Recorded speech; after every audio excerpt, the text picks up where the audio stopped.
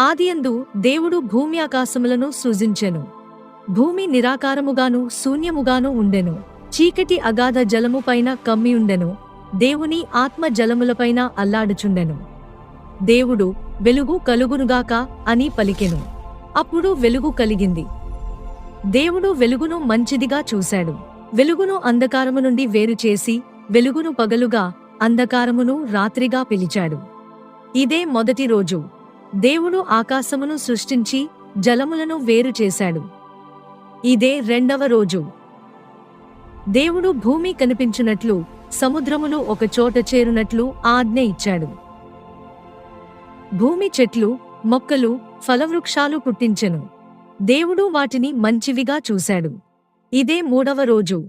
దేవుడు సూర్యుడు, చంద్రుడు, నక్షత్రాలను సృష్టించాడు, కాలములను, దినములను సూచించుటకు.